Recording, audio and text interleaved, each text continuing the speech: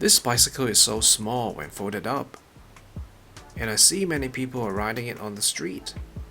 Should you get a Brompton?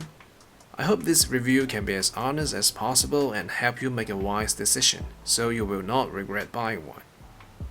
Many videos about Brompton say this bike is small and good. Everyone should get one and you won't regret. But not many people talk about its shortcomings, or the reasons why Brompton doesn't suit certain kinds of riders. I don't want to make this very long. I hope I can use the shortest amount of time and passage to share my using experience and tell you whether you should get a Brompton. What I'm doing here is an overall user review. I will not talk in detail about the price, weight, and every single component's quality and defects. I won't comment on its appearance too. Some say it's beautiful, some say it's ugly. I will also not talk about every single model and specs, but mine is an M6R. It's an entry-level 6-speed, weighing 12.5 kilograms, not light. First, the pros. The first thing you should be very familiar or know it by just a glance is its compact folded size.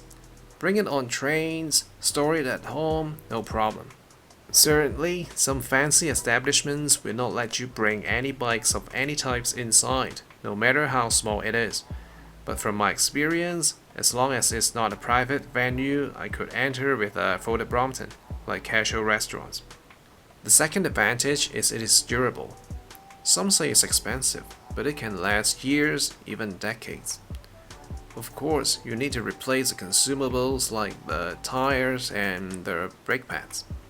My 800 Hong Kong dollar folding bike was broken in just 4 months with a snapped frame. Many Brompton owners with bikes bought in the 2000s are still riding them. The third thing I love is the trolley/shopping cart mode. I once entered a big supermarket and put my shopping into the basket.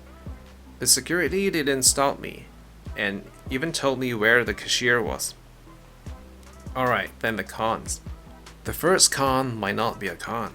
For experienced cyclists like us, we find it fun. But for beginners or learners who are buying their first bike, in terms of controllability, I wouldn't recommend it to them. First, the balancing. Since Brompton's geometry design is different from conventional bikes, you can see road cyclists can ride and turn with their hands off the handlebar.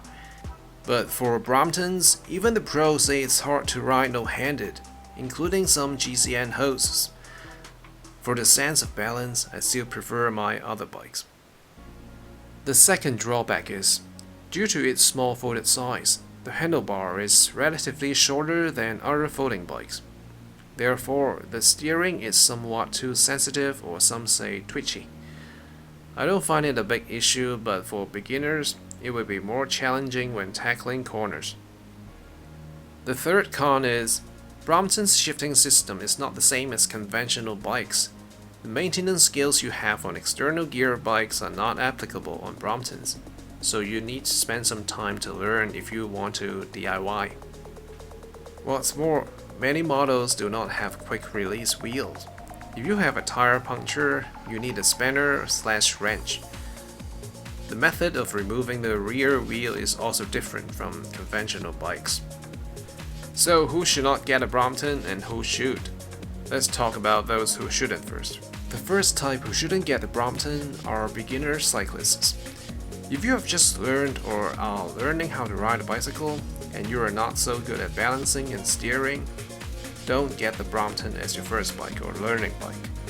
Of course, you can buy it, but I think your first bike should have a conventional bicycle geometry, balancing and performance. It shouldn't take away the ease, fun, comfort, and safety of cycling. If a folding bike is a must, bikes with better balancing and steering are also available with many different choices, even at lower prices. The second type of cyclists who shouldn't get the Brompton are those who only want to get one bike.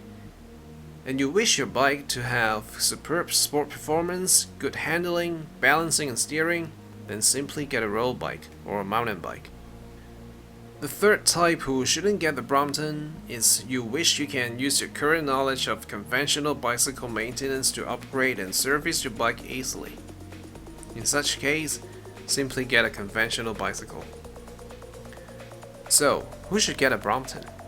If you have used a conventional bike or folding bike, and you know how to steer and balance very well, and you wish to have a very small bike which doesn't take up much space at home, bring it on trains, explore, shop in the supermarket without getting stolen, and you have the need for speed, then Brompton is your perfect bike.